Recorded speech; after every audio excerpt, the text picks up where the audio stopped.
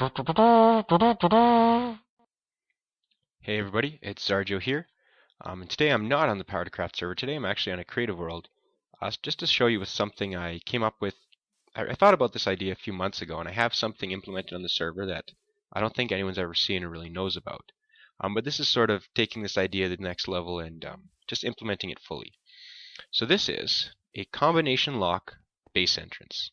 So you can see here, this is the hallway leading into someone's base. And there's a bunch of numbers here, which are the numbers for these buttons for the combination lock. If you enter the right combo, you get into the base, and do whatever after that. You're inside the base. If you hit any of the wrong buttons, you actually get crushed. The ceiling comes down here, suffocates you, and these hoppers take your stuff. So this is an awesome little thing you can use on some server somewhere. For example, a faction server would be perfect. I'm just in a place where people aren't able to edit blocks, but they can interact with the redstone stuff. So if they want to get into your base, they need to know the combination. If they enter the wrong combination, not only will you kill them, you'll also steal their gear, which is really mean and really awesome. So let me just explain a little bit of how this, or what it does. Not how it does it, but maybe what it does. And then we'll look a little bit more about how it does it. So back here in the base, we have two levers. This green line here is to reset the doors. So once the doors open, they're going to stay open. But once we hit this green lever here, the doors will close again, and basically we'll reset the lock on the base. This pink lever here is to reset the crushing mechanism here. So when we flip, that's another thing that will stay locked then. So once it starts killing someone, it'll stay locked until someone comes back into the base here and resets this thing. So it is a bit of a pain if you're outside the base and you need to get in and it's locked. If you have permission, of course, to edit the blocks in the area, you can just dig your way into your base. Presumably there's going to be a wall around this whole thing. Keep all this redstone covered up so people don't see it's there. So yeah, otherwise, I mean, you basically can't get into the base. So it has its downsides, but it's a pretty cool thing nonetheless.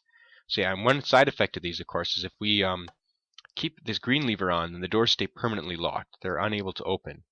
And as well, if we keep this pink lever on, then what will happen is the crusher will only activate for just a second and then just turn off. It's almost more of a warning system than a killing system. So let me just demonstrate, and actually, I forget what the combination is. I gotta look outside here. So it's that one and that one. So let me just demonstrate how this works when using it properly. So apparently the combo is 7, 4.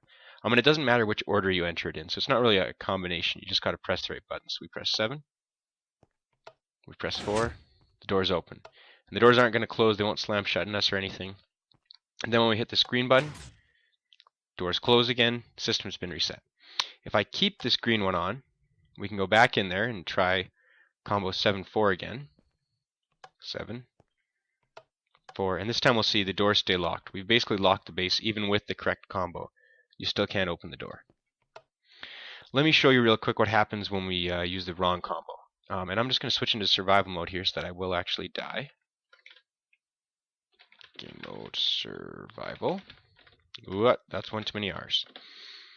So you can see I got this gold sword on me. I have a grass block, some roses, snowball, milk, slime ball, and we're going to see that these hoppers are actually going to suck up all those items after I die.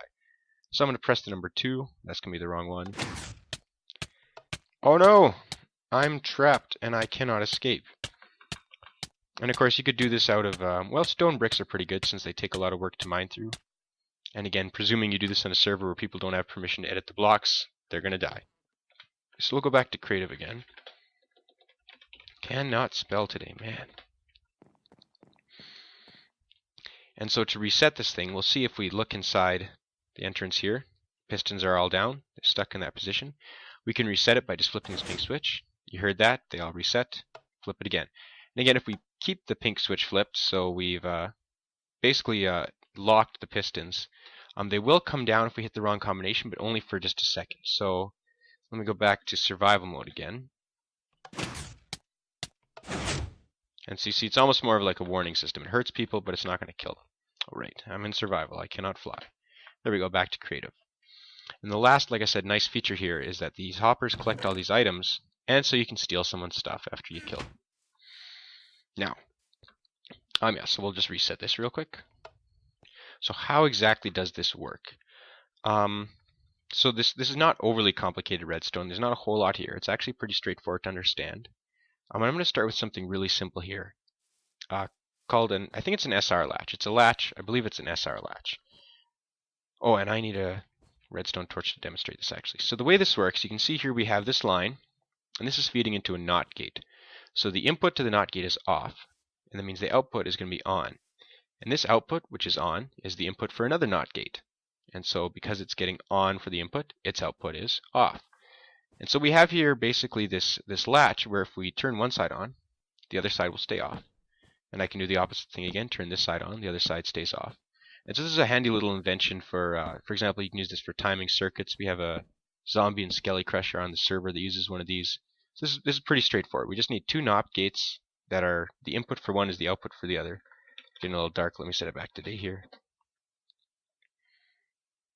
And yeah, so this is what we call an SR latch. So this here is a really simple combination lock. And the numbers for this combination lock are 0 and 3. Like any good computing science student, I start counting everything at 0. And there's like 4 of you who got that joke. Anyways, so you can see the other numbers here aren't wired up. They're not going to do anything, unlike on that machine where they're wired up to the crushers. And so you see that the output for these numbers right now, 0 and 3, is currently off. And the output here is hooked up to an SR latch. So we can see here we have a NOT gate, and it's running into another NOT gate, and that NOT gate runs back into it. So for example, when I press button 0 here, you can see which side of the NOT gate is on flips. So now the other side of the NOT gate, or sorry, of the latch here, has become on. And if I go ahead and press button 3, the same thing is going to happen again. So the goal here with this combination lock is to get this lamp to turn on. So both of these here feed into another NOT gate here. And so once both of these sides of the latches are off, so that means both buttons have been pressed, this NOT gate here, the input for it will be off, and that means it'll turn on and feed the redstone lamp. So let's go ahead and push button 3. Voila. And so if we want to reset this, we just have to go here and turn power to the other side of the latch. So just like we did with this other latch here, where if we put a torch on the other side, it'll just, oops. If we put a torch on the other side, the side of the latch that's on will change to the opposite one. And so it's just the same thing we're doing here. We have them set in one position. When we put power on the other side of the latch becomes on. Once both latches have switched sides, then the input for this NOT gate is off, and the torch turns on. So the same basic principle applies here. We have one line here running from this input here, and I believe that's the number 7. Yeah, that's 7. And we have another line running from 4 here. So I did this with wood. I should have used wool. It would have been easier to see, but well, it's too late for that. So 7 here is the birch wood. So you can see it runs down here. And it just runs into an SR latch here. So you see we have a NOT gate here, and it feeds its input, or sorry, its output here is the input for another NOT gate, and that's the input for that one. And yeah, so it's just set in one position right now. And the output for that, this gate here, goes right here, along with the output for the other gate. And so this oak wood here comes from the number 4. And so when the number 4 gets turned on, it flips this gate. So you can see here we have this output here from both gates. So once they both become flipped, so once we pressed both buttons, this line here will turn off, and this line is the one that's pushing the pistons in. So the door will open. So it's really straightforward. We just have two latches here. Once we press the button, the latches flip. Once they've both become flipped, this line switches, and the doors open. And this is also where the green line comes in. So the green line here, you can see, runs down here and is connected to both latches. What it does is, you saw with that latch over there, I threw a torch down and it just switched, it flipped which side of the latch was on. And that's exactly what the green line does here. Once we press both buttons, this side of the latch will become on and it'll make the door open. When we flip the green switch, it'll just make the other side of the latch become on. And this is also why we can use the green button as a lock, or the green latch rather, is if we keep it on here, if for example I press button 4, the latch wants to switch to this side to becoming on, but there's a constant signal here making sure that this side stays on. And so it might switch for a moment over to this side, but because this constant signal is coming in, as soon as like 1 second is up or however long it takes for the redstone ticks to update, this side will turn on again. It'll make sure that the latch doesn't update at all. So that's the part of the mechanism that lets the door open. The crusher is even more simple. So we just have a whole bunch of lines here coming from all the other buttons. So on that side 0, 1, 2, 3, and on this side we got 5, 6, 8, 9, and they all just run up here to these spruce planks which push the pistons down for the crushers. And again here we have another SR latch. So right now this side of the SR latch is on, so when these crushers get turned on, the opposite side of the latch will be turned on. It'll lock the crushers in place and force them to keep crushing. And again, the pink line here is just our reset for that. So when we press the pink button, it'll flip which side of the latch is on. You are loud, slime. Anyways, it'll flip which side of the latch is on. And so I'll just reset the crushers for us. So let me just show you, demonstrate that real quick. So if I put a torch right here, we just flipped which side of the latch is on, and all the crushers are down. If I go ahead and reset it, you can hear them go back up again. And again, it's the same thing here with the combination lock buttons. If I go ahead and just flip this latch, and then flip this latch as well, you can hear that the doors just opened. So this signal went off, and the doors are open.